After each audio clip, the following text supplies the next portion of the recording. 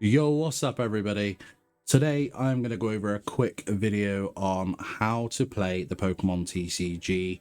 Now, during this video I will go over things like how many cards in your deck, what you can play during what turns, what decks have inside, and just in a way teach people the basics really, so that they can learn how to play the game.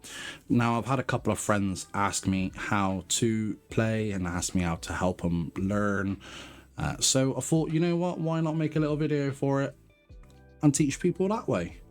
So let's get over to the action and let's get started.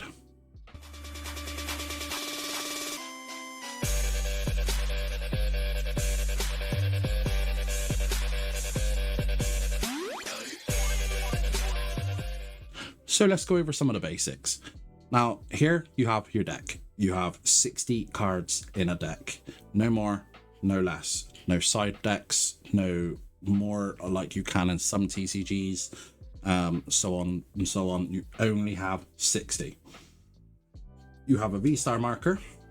For when you use your V-Star, you flip it over.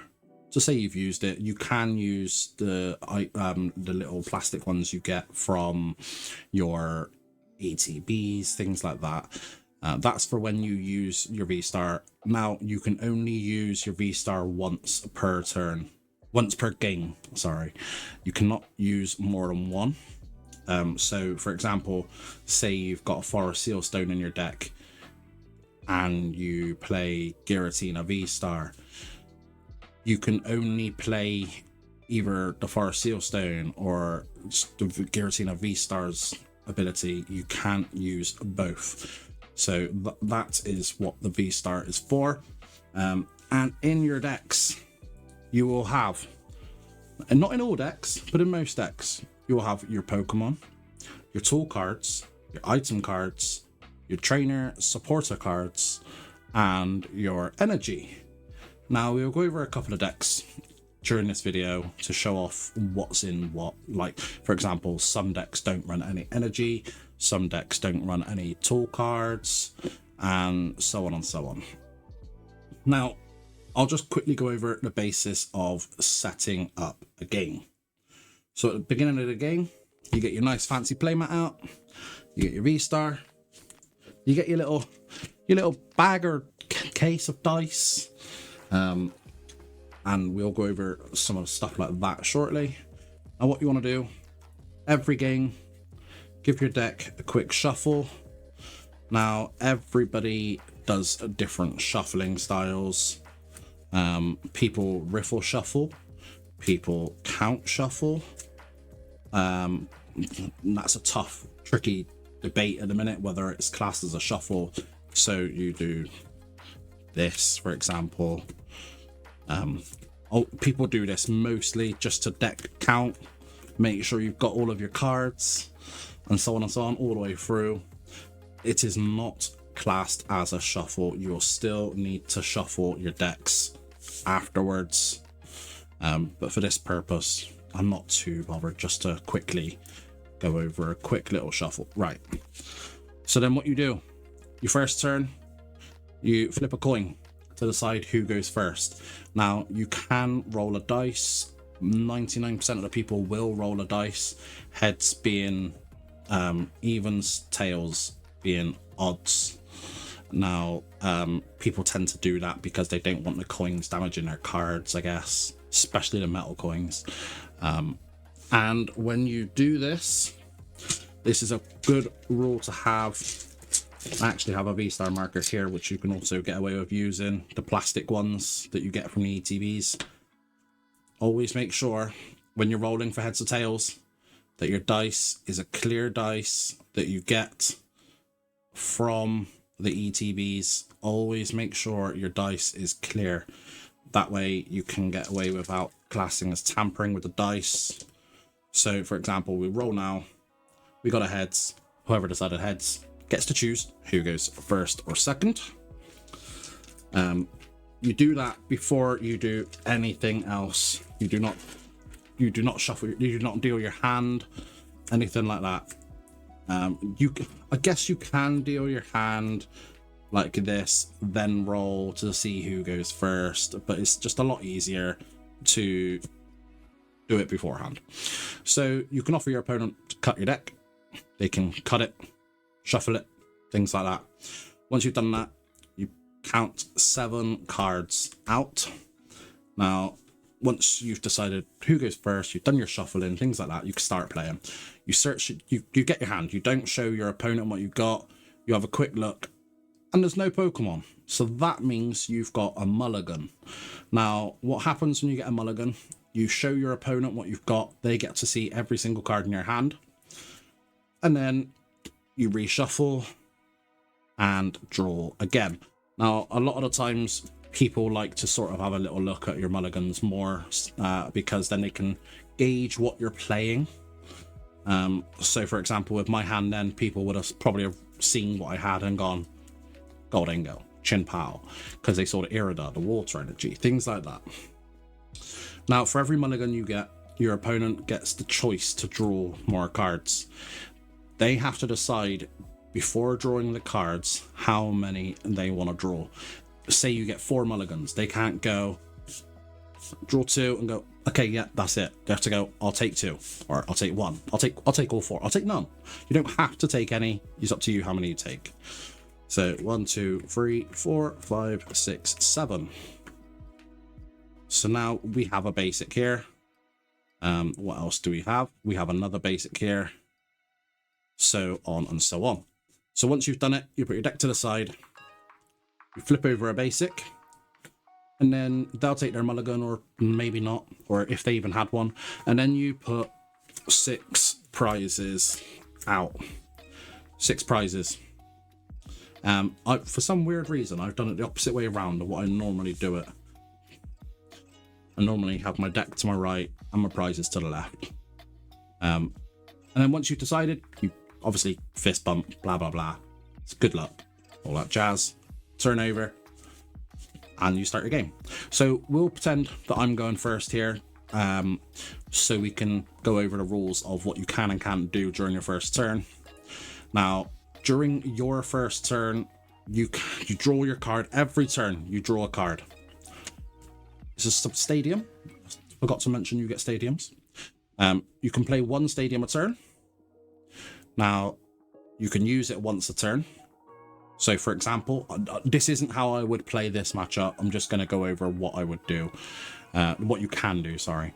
So you've got your Pokestop, you can do it, which basically says draw 3 cards, any item cards you get to keep.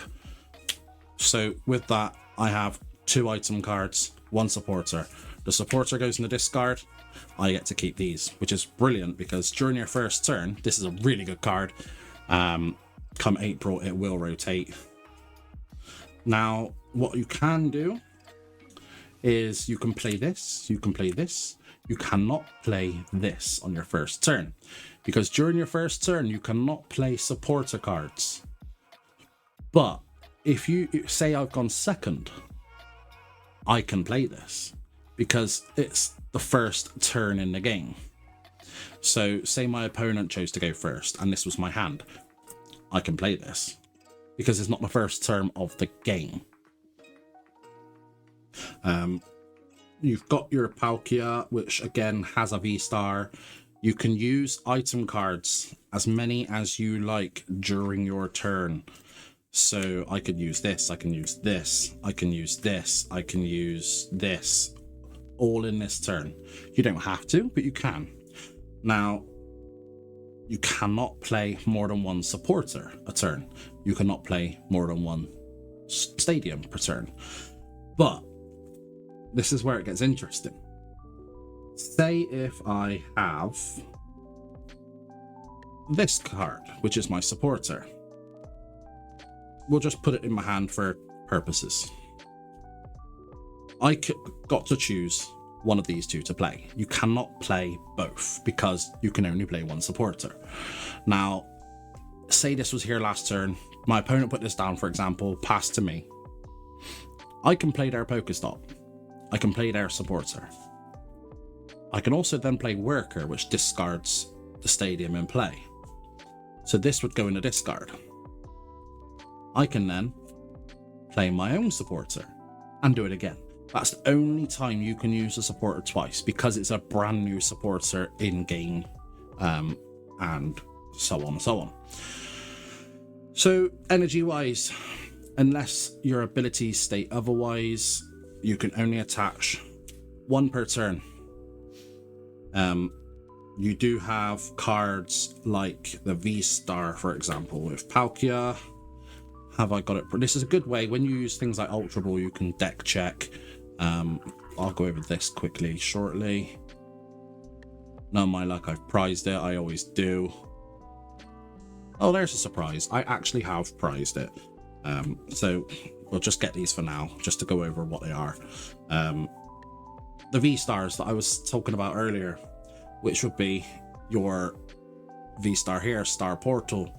It basically says attach free energy from your discard to your Pokemon any way you like. To your water Pokemon, sorry, any way you like. So that during that you can attach 3 times. You've got things like Archeops and Lugia, which searches your deck and can attach energy cards any way you like. Special energies, that is. So there are ways of certain decks with their rules and abilities where you can attach more than one energy, but manually you can only attach 1 a turn. Now we'll go over quickly Radiance as well. You can only have 1 Radiant per deck. So you can't, for example, have Radiant Greninja and Radiant Charizard. You can only have 1. You can get it back from the graveyard once, or the discard, whatever you want to call it, when it's knocked out. But you can't play more than 1. Abilities, again, providing they don't have a rule box. If Path is in play, you can't play them, but that's a bit further down the line. So we'll quickly just go over your first turn again. You draw your cards, put an active down, your prizes down. First turn, no supporters. Any other turn after that, you can play your supporters, but only 1 per turn. Item cards, you can play as many item cards per turn as you like. So now we'll go over prizes. This Pokemon, 50 HP up here. If an attack does 50 damage, gone. It's knocked out. And because it's a single prize Pokemon, you will see that it has no rule box, no anything like that that specifies how many prizes it takes. It is just a 1 prize card. Now there are Pokemon that or tool cards or item cards or anything like that, some cards that can make you basically say take an extra prize card. Iron Hands, for example. But if you knock this out, it's 1 prize. Knock this out, 1 prize. Knock this out, 2 prizes, because it has a in the rule box. In the rule, it says when your Pokemon V is knocked out, your opponent takes 2 prizes. Now I don't know if I can get it to focus enough for it to actually be able to read it. No. Come on, focus for me. Doesn't want to play the ball. But down here, for example, you can see it has a rule box, which means it can take 2 prizes for it. Same with EXs.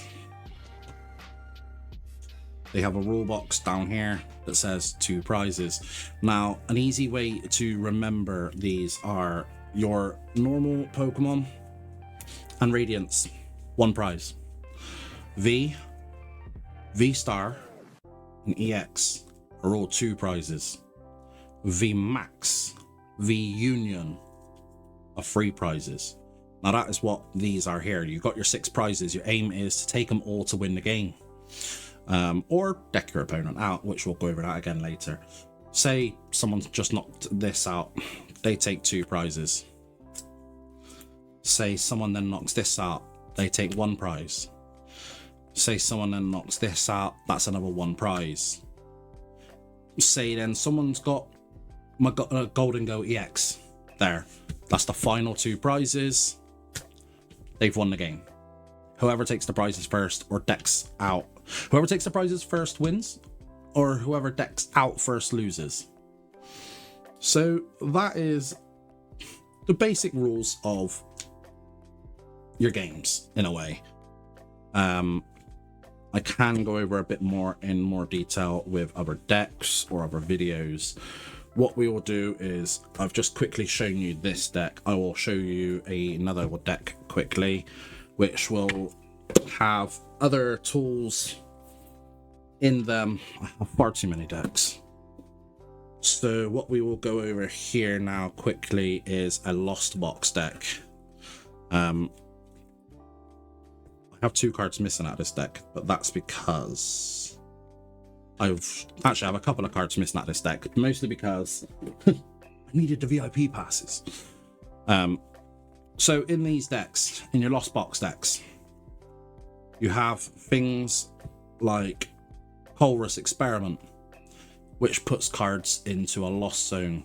Now, a Lost Zone is similar to a discard, whereas a discard you can get cards back from.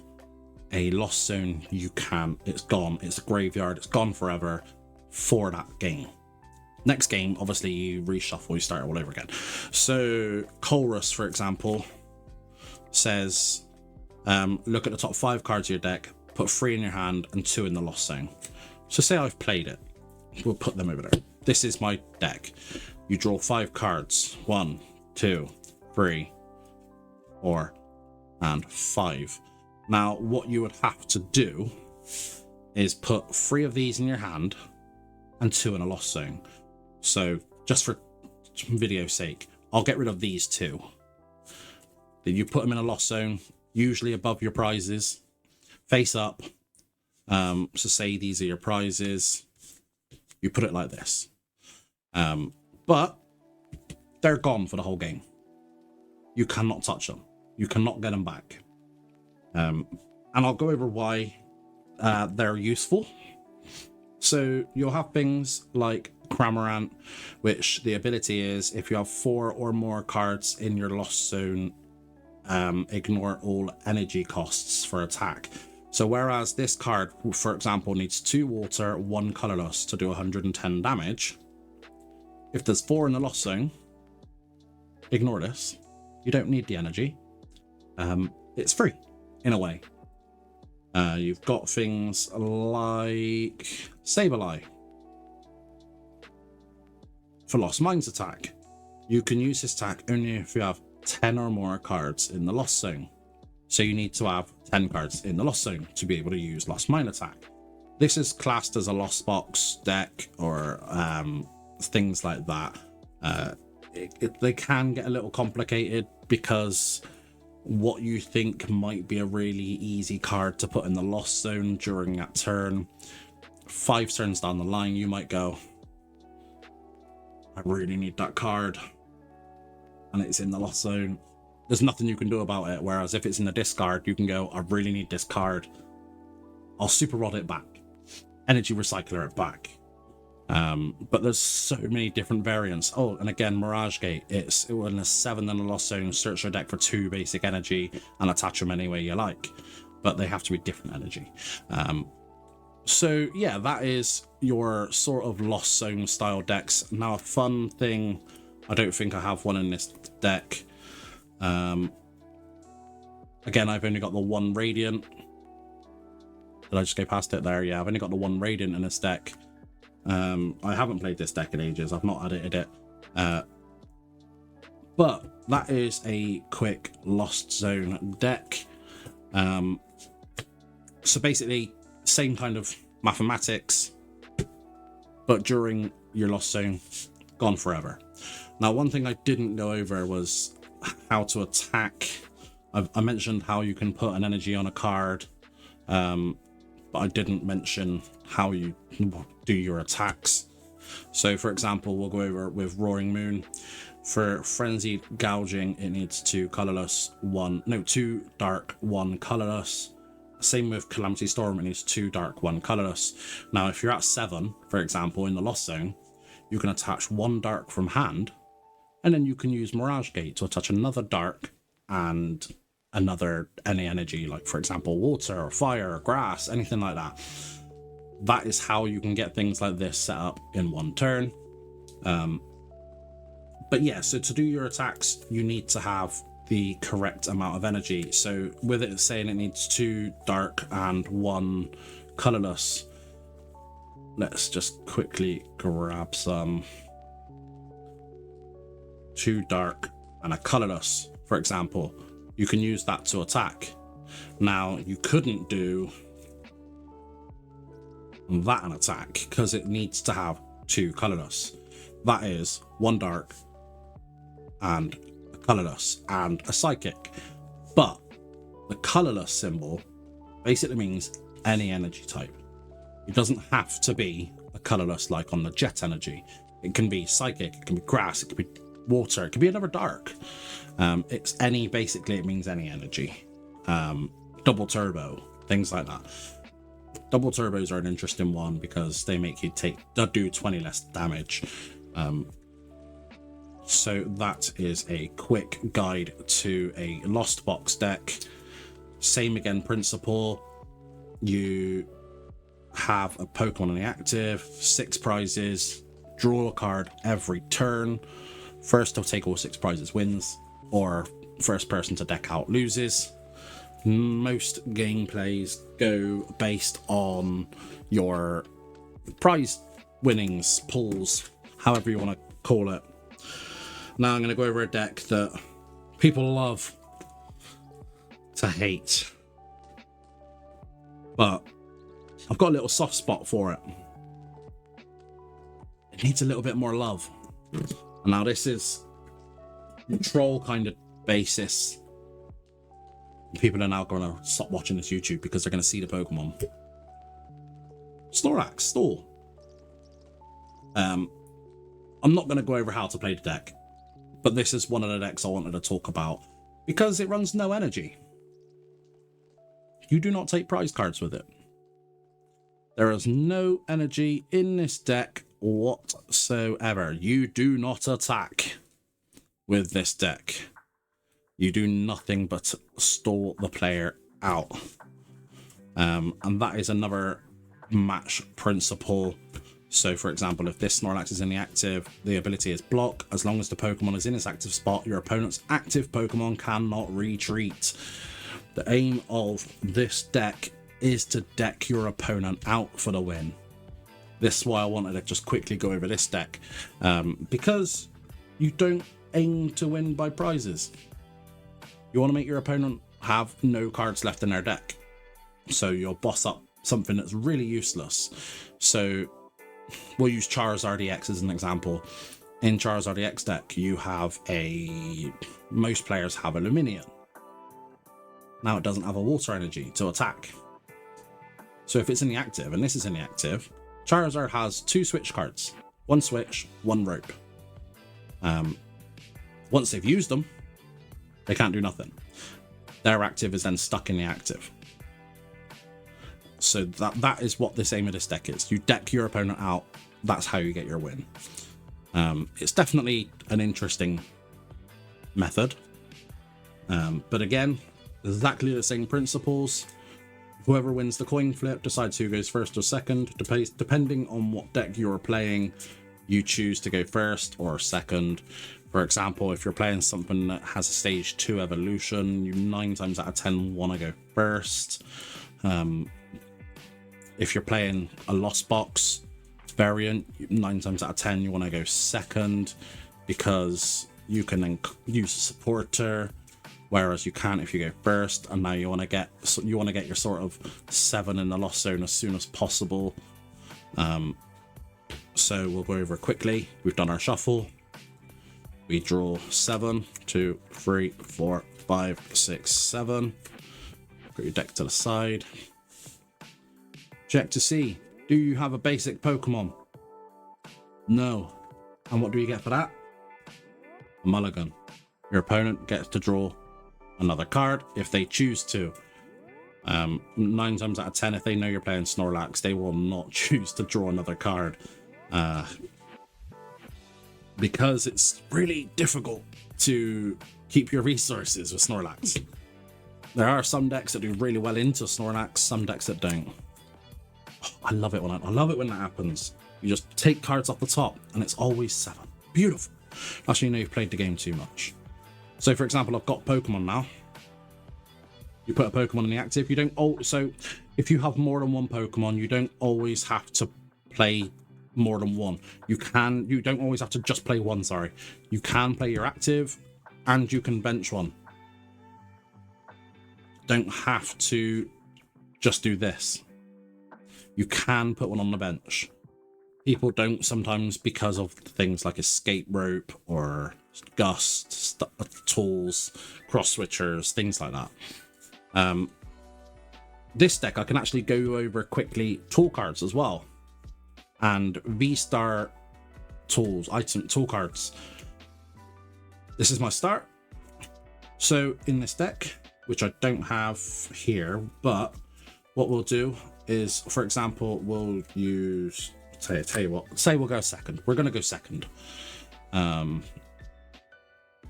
going to go second, and they've drawn past. They've done all the stuff they need to do. They've put benched Pokemon down. They've used item cards. It doesn't matter at this point in the game. We're going second. I don't know why I shuffled as habit. Supporter card. I'm going to use it. For example, Arvin, which lets you get a tool card and an item card. So tool card is something like this. It will specify up in the top corner Pokemon tool. And an item card, for example, we will get, I don't know. We'll get, say, it's really difficult to work. We'll get a Pokegear. Why not? So you get 2 cards. These are what's classed. So you put those to your hand. You have to show your opponent because it specifies what you need to search your deck for. If it just says get a card, you can search for anything. You don't have to show your opponent. And I'll go over that again quickly in a second. So tool card, Bravery Charm. You can only put 1 tool card per Pokemon unless the Pokemon rules state differently. There are cards that, for example, I think it's Revavroom, Garbodor, a couple of cards that basically say you can attach more than 1 tool card. But that's basically just given Snorlax an extra 50 HP. Now, I'm going to go over another one quickly, which a lot of people will have seen. This one, good old Forest Sealstone. Now, Forest Sealstones, yes, it states item in the corner, but it is a tool card because it specifies it there. They've been reprinted, so don't get too confused on that. But it has to be attached to a V. You cannot attach these. Well, you can attach them to Snorlax, your basics, your EXs, things like that. But they will only work if attached to a V. So you attach it to Rotom. And you've still got your V-Star marker. It's not a V-Star ability Pokemon. Because it has the tool card attached to it, it now is. You can V-Star. And this one basically says, search your deck for any card you like. And put it into your hand. Now you don't have to reveal it to your opponent. You don't have to use it that turn. You just search your deck for a card. Really good card, this. So that's how you can use V-Star abilities in decks that don't have V-Stars. Or things like your Mew VMAX decks who don't have any V-Stars. You can use Forest Steelstones. Most people attach them to your Genesects to use the V-Star ability, or in, I don't know, something like Gardevoir EXs. People put the Forest Sealstone into the deck, attach it to your Luminions or Zamazentas, things like that, so that they can use the V-Star. A lot of people tend to use it especially in Gardevoir decks, they use it for searching maybe for a rare candy to evolve into the Gardevoir. Searching for, say this is my first turn, I could use it and search for a VIP pass, and so on and so on. With this deck, aim is deck someone out, win the game. You do not take any prizes. But if you decked them out, you win. Now, in a Pokemon match, there are time limits, time rules. You can find all the official rulings on the Pokemon website, but for each game is 9 times out of 10 best of 3. In a best of 3, the time limits are 50 minutes. In a best of 1, 9 times out of 10, it's 30 minutes. Now, if you're in a cup or a regionals, things like that, and you have a knockout stage, top 8 knockouts, you get a bit more time. 9 times out of 10 again, it's 75 minutes. But you still only have so many actions you can do. You don't have to use your supporters every turn. You don't have to use your stadiums every turn. But yeah, that's how you in essence set up your gameplay and get used to playing. You always have to have Pokemon in your deck, otherwise you can't play the game. You have your supporters, your item cards, your Pokemon cards, you have your tool cards, and I can't get one in this deck because I don't have any, but you have your energy cards as well. That's everything you need in a deck. You don't have to have all of them. My Golden Go deck doesn't have any tool cards. My Snorlax deck doesn't have any energy cards.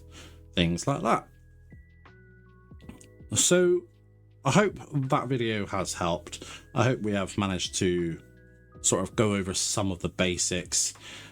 If there is anything else people do want to go over or do want to talk about, just leave a comment. Let me know what you think of the video. If there's anything you want to help with, maybe doing a match, I can potentially record a match with a friend and go over the rulings and how to play and what to do during matches, and so on and so on. But thank you all for sticking around and watching. I hope this video has massively helped people. I will do a few more videos based on how to do things or play in the game a bit more. In a way, trying to teach and help people learn how to play. I'm far from one of the best players. There are so many more people out there much better than me. I'm not saying that I am coaching or anything like that, but I can help give out the knowledge that I have and help people in ways that I can. So thank you all for watching. Don't forget to drop a like, drop a subscribe, drop a comment on anything you want to go over or anything you want to help with, and anything like that. And until the next video, peace out, look after yourselves, and go and enjoy some TCG.